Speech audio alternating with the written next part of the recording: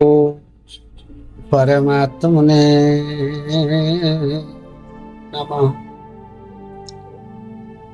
आजिर अध्याय को समस्त गीता प्रेमी भगवत प्रेमी मानू स्वागत जनइबा सहित भक्त मान हृदय प्रभु श्री जगन्नाथ को अनुभव करी प्रणाम जनाउछि एवं आजिर विषय वस्तु आलोचना करिबा शिष्य हवाकू हेले 10 गोटी अनुशासन मानी चलिबाकू हेबो। सेही 10 गोटी अनुशासन कौन ताकू नहीं आमे आलोचना करिबा। 10 गोटी अनुशासन हेले 1 जम, 2 नियम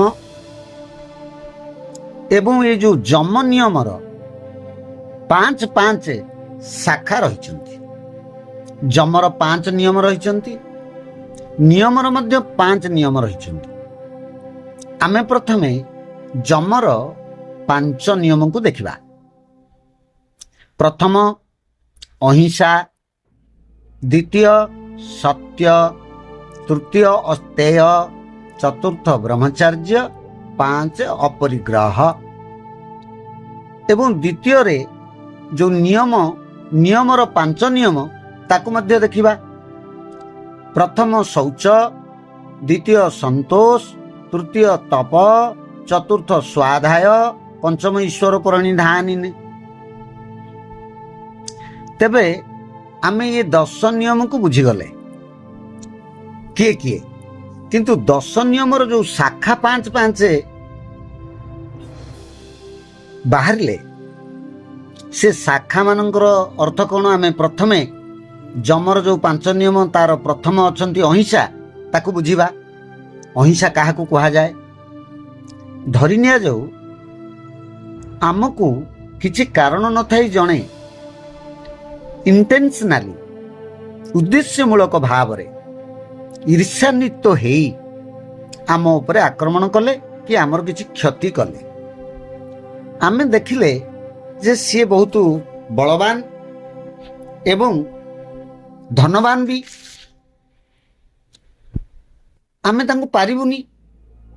तेणु आमे तांको सहित लड़े नकरी आमे कौन कले ना भगवान को प्रार्थना कले, हे भगवान मु असमर्थ, सी मो उपरे अन्याय रे परी आक्रमण कले, आपण तांको दंड दियंतु। एटा मध्य अहिंसा नुहे, या मध्य एक प्रकार हिंसा।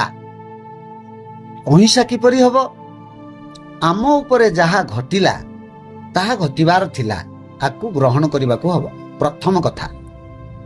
एवं तांको भितरे सेई स्वयं परम ब्रह्म परम पिता थाई आमको एपरि एक दंड देले जहा हमर पूर्व जन्मर प्रारब्ध बा संचित कर्मफल थिला ताकू आमे भोग करूचे।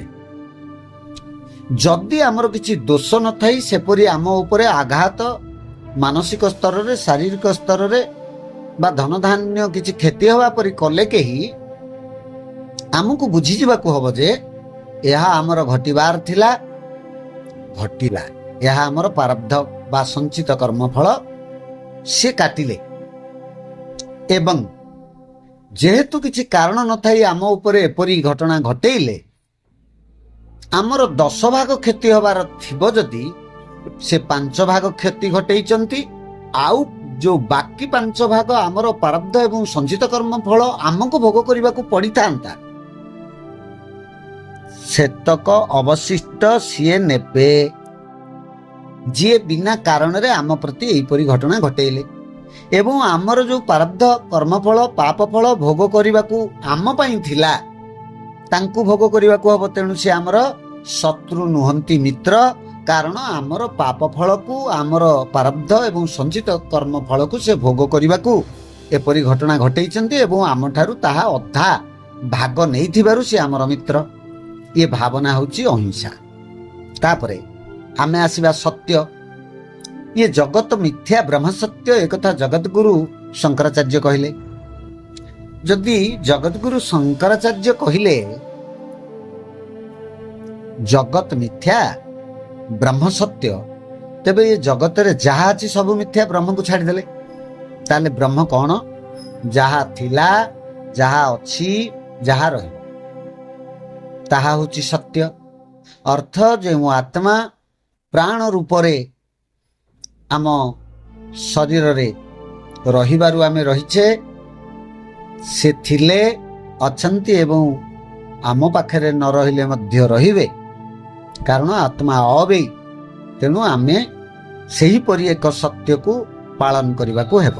ଅସ୍ତେୟ, କୌଣସି ପ୍ରକାରେ ଆମେ କାହାର ଅନିଷ୍ଟ ବା ଚୋରି କରିବା ନାହିଁ। ବ୍ରହ୍ମଚାର୍ଯ୍ୟ, ବ୍ରହ୍ମଚାର୍ଯ୍ୟ କେବଳ ବିବାହ ନ କରିବାକୁ କୁହାଯାଏ ନାହିଁ ବା ନାରୀ ଅଙ୍ଗ ସ୍ପର୍ଶ ନ କରିବାକୁ କେବଳ କୁହାଯାଏ ନାହିଁ। ବ୍ରହ୍ମଚାର୍ଯ୍ୟ ଅର୍ଥ ବ୍ରହ୍ମର ଆଚରଣ ଯିଏ କରିବେ, ବ୍ରହ୍ମଚାରଣ, ବ୍ରହ୍ମ ଆଚରଣ, ବ୍ରହ୍ମାଚାରଣ, ବ୍ରହ୍ମାଚାରଣ ଅର୍ଥ ବ୍ରହ୍ମର ଆଚରଣ। ବ୍ରହ୍ମର ଆଚରଣ କିପରି? ସମସ୍ତଙ୍କୁ ସେ ସମାନ ଦୃଷ୍ଟିରେ ଦେଖୁଛନ୍ତି। କାଷ୍ଟ ପାଷାଣ ତରୁ ତୃଣ ସକଳ ଦେହେ ନାରାୟଣ, ଭାଗବତ କହିଲେ। ଈଶ୍ୱର ସର୍ବଭୂତାନାଂ, ଶ୍ରୀମତ୍ ଭଗବତ ଗୀତା କହିଲେ। ତେବେ ସବୁରି ଭିତରେ ପରମ ବ୍ରହ୍ମ ପରମାତ୍ମା ଅଛନ୍ତି, ଇଏ କଥାକୁ ଧାରଣ କରିବାକୁ ବ୍ରହ୍ମଚାର୍ଯ୍ୟ କହନ୍ତି। ଏବଂ ଆବଶ୍ୟକ ନଥାଇ ଦେହଗତ ସମ୍ପର୍କରୁ ମୁକ୍ତ ରହିବାକୁ ମଧ୍ୟ ହେବ। ଅପରିଗ୍ରହ, କୌଣସି ମାଦକ୍ୟ ଦ୍ରବ୍ୟ ସେବନ ନ କରିବା, ଆବଶ୍ୟକ ନଥାଇ କଥା କହିବା। ମୋର ଆବଶ୍ୟକ ନାହିଁ, ମୁଁ ମୁଣ୍ଡ ପୁରେଇବା ଦରକାର ନାହିଁ, କୌଣସି କଥାରେ ନୀରବ ରହିବି। ଆବଶ୍ୟକ ପଡ଼ିଲେ କହିବି ଏବଂ ଈଶ୍ୱରଙ୍କ କଥା, ସେ କଥାଟି ମଧୁର ହେଇଥିବ ଏବଂ ଭଗବାନଙ୍କର ତତ୍ତ୍ୱଗତ କଥା ହେଇଥିବ, ତାହେଲେ ମୋତେ କହିବାକୁ ହେବ। ତାପରେ ଆମେ ଆସିବା ନିୟମର 5 ନିୟମ ଏବଂ ତାର ପ୍ରଥମ ଖଣ୍ଡ।